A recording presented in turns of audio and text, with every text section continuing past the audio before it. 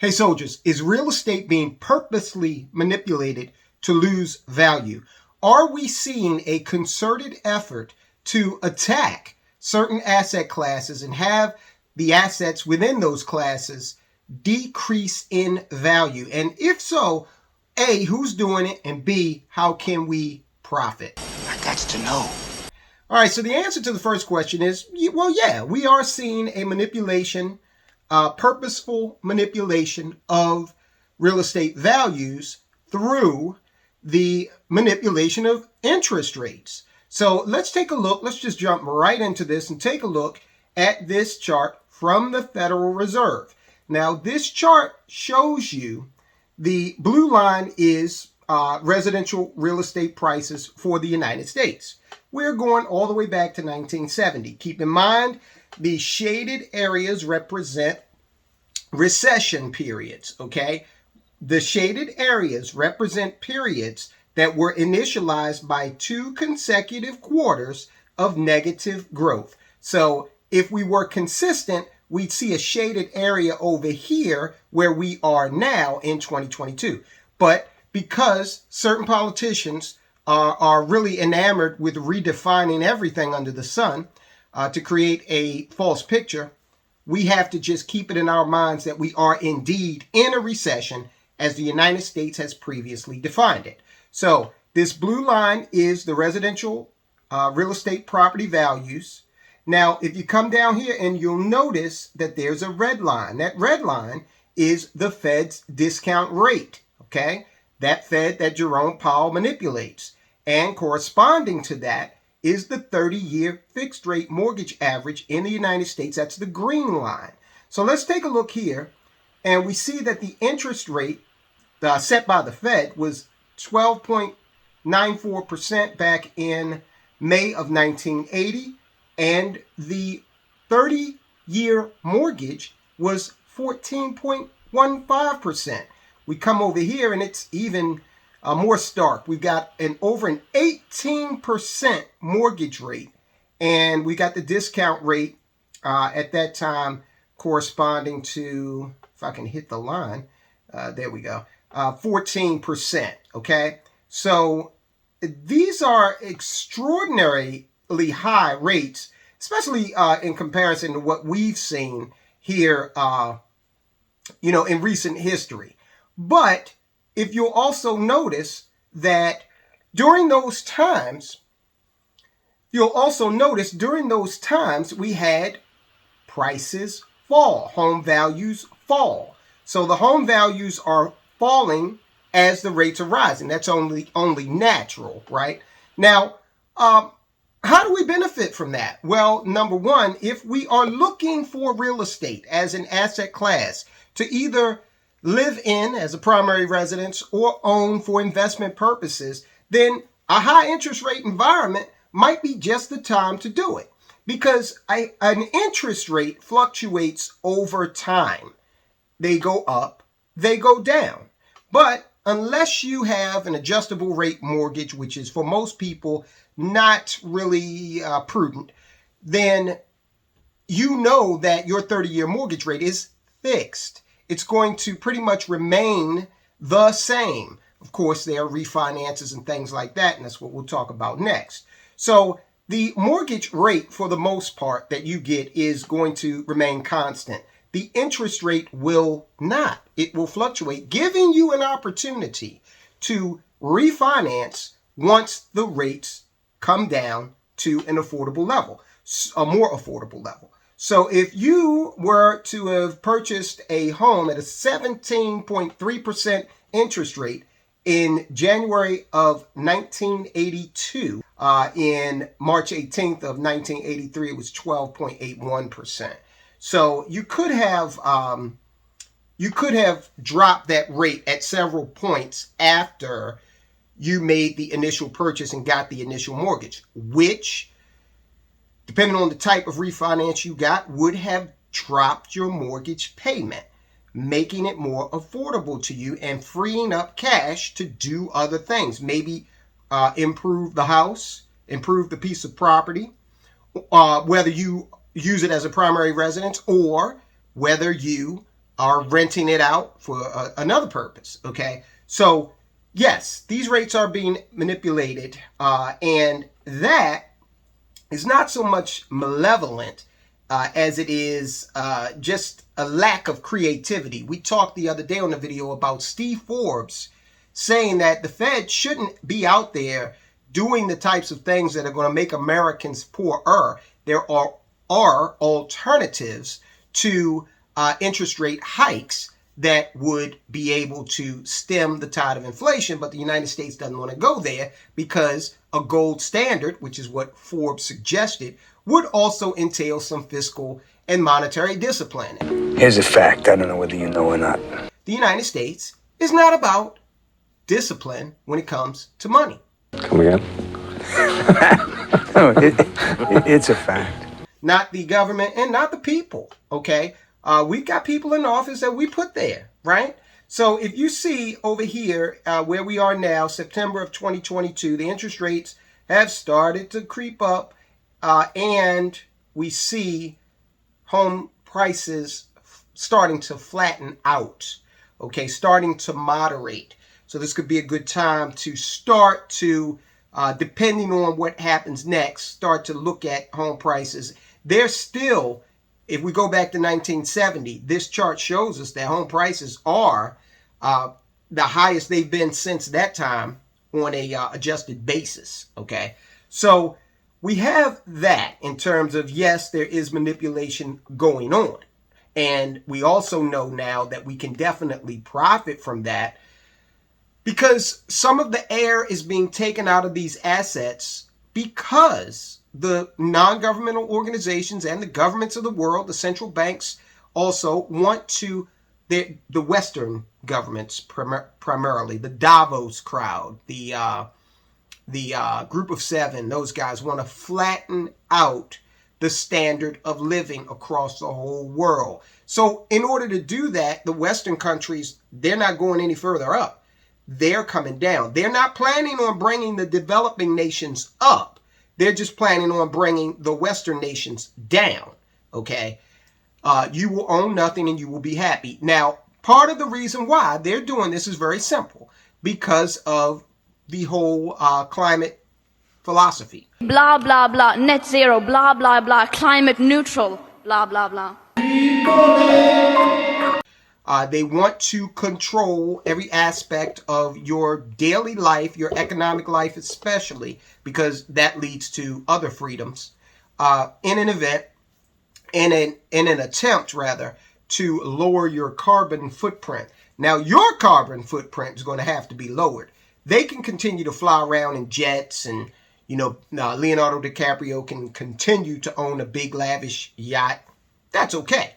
You will be controlled. Okay, more on the real estate front. 20% of home sellers have started to lower their prices. So we're seeing that there is starting to be a realization that as the interest rates go up, it's going to interfere with immediate affordability. All right, so that's going to bring those prices down.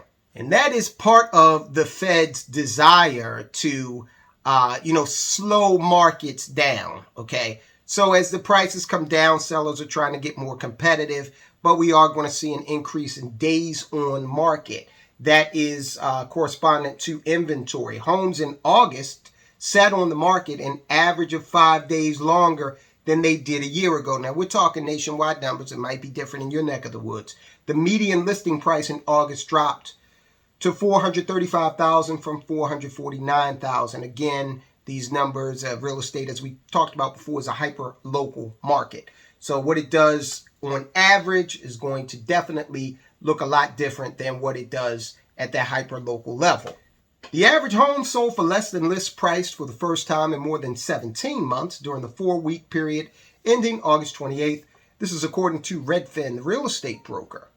If we want to look at a local market, Manhattan apartment sales declined 18% in the third quarter as rates rose and markets fell. Now, that's another thing. When they're talking about Manhattan apartment sales, they're not speaking of renting an apartment. That's the other thing. Rent inflation is just outrageous. All right. And we talked about it before. Rent inflation is a constant. It always inflates. The question is, by how much? If you've got an annual lease, when you go to renew that lease in the apartment, 9 times out of 10, they're going to increase the rent. Okay. That is nothing new, but that increase has been jumping up precipitously. Rent, it's too damn high. My mustache and haircut is too damn fly.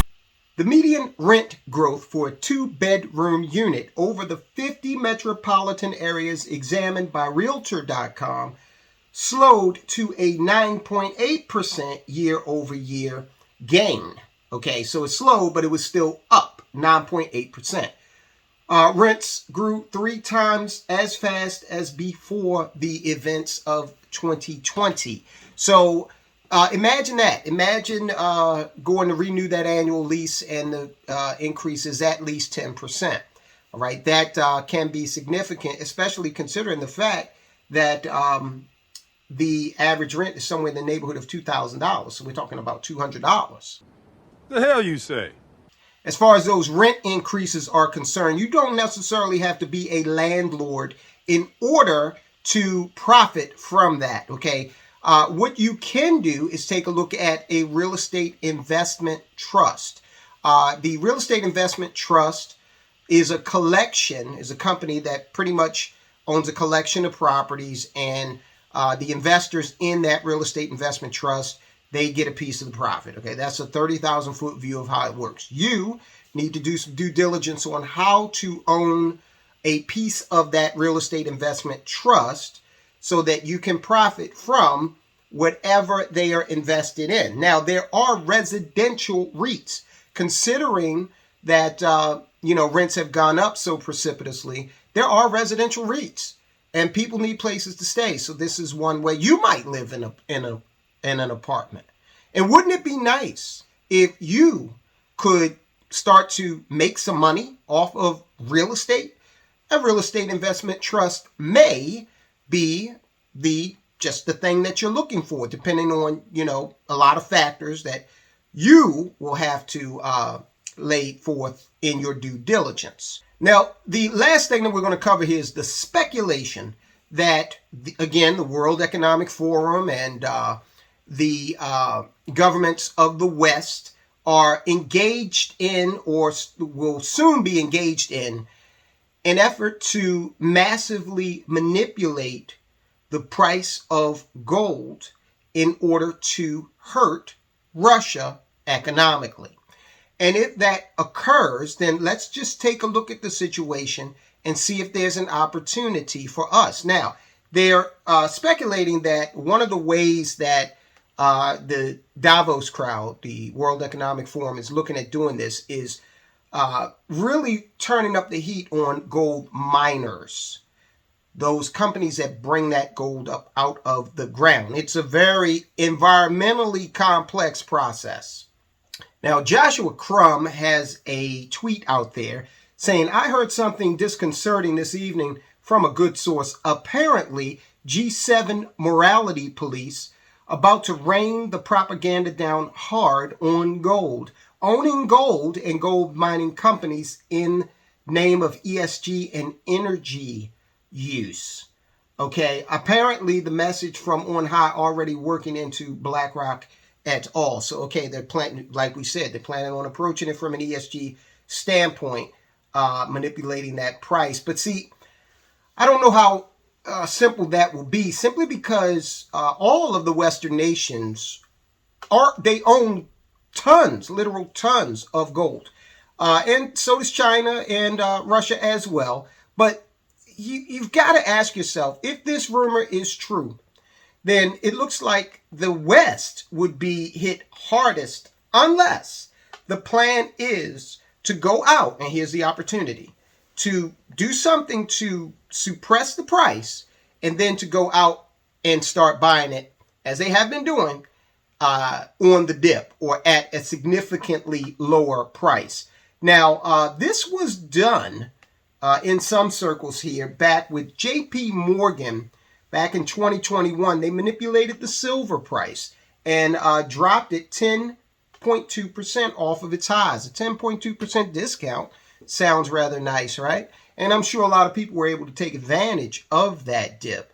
So I firmly believe that sometimes these large financial institutions, in concert with governments and non-governmental organizations, they get in there and they actively manipulate assets in order to make them less expensive, and then they take advantage of that and come in and buy. So as soldiers of finance, we cannot be in this position where we're just, at the whims of whatever these guys do. Let's position our minds to profit, change the psychology. Okay, yes, they're doing whatever it is they're doing, but how can we profit at our level? Well, REITs, you can buy into those for relatively very low prices in comparison to coming out of your pocket and having to buy, a piece of rental real estate. Okay, but even if you decide to do that, the latter, purchase a piece of real property, keep in mind that purchasing real estate, if done right, one of the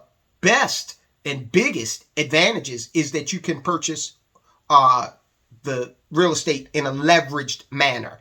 And that simply means that if you've got $100,000 worth of property out there, you can control that for $20,000 in many cases. Okay, so the down payment allows you to control a much larger asset financially than what you have outlaid in cash. So that allows you to derive some sort of value from the real estate while having 80% of your money do work somewhere else. All right, so that's the advantage of real estate. If they're going to take this market and suppress it, we need to be in a position to profit, and you can do that whether or not you are just starting out and you just have maybe $100 a week to invest, or a month, or if you're more established and you're out there looking for bargains on a larger scale, like apartment buildings or duplexes or what have you. The same holds true for other assets, which right now the market has been doing well for the past couple of days, the first 2 trading days of the fourth quarter of 2022. Who knows what will happen after that? We're certainly not mind readers. If I knew, I'd be broadcasting this from my G5. A G5 airplane. Yes. All right, so the gold piece, as I always say, the miners, if they're going to stick it to the miners, then their stocks are going to drop. You've got to do a lot of research on those gold miners, or miners in general, if you're going to get into that. But they risk exposing themselves on the environmental fanaticism front, because if you attack those miners too hard, then you're going to expose the business that miners do to bring up all of these rare earth elements that are necessary for electric vehicles and electronic devices. And you have children in parts of Africa that are doing this work. Okay, so we do need to shine a larger spotlight on that. Our society is powered by little children who do back-breaking work every single day to bring up these rare earth elements. So they can't go too far on demonizing the mining industry, because then that would be something to come to the fore. All right, so that's what we're looking at. And the last thing I'll say about that piece is to just compare this to what Warren Buffett recently did with oil. That's a natural resource. That is a commodity. He knows that the powers that be are going to suppress oil. They're going to continue to do that through ESG and through other environmental efforts. And so that's going to really tighten the supply that is able to be brought up out of the ground. And we're seeing that already with Biden's attitude toward oil drilling here in the United States.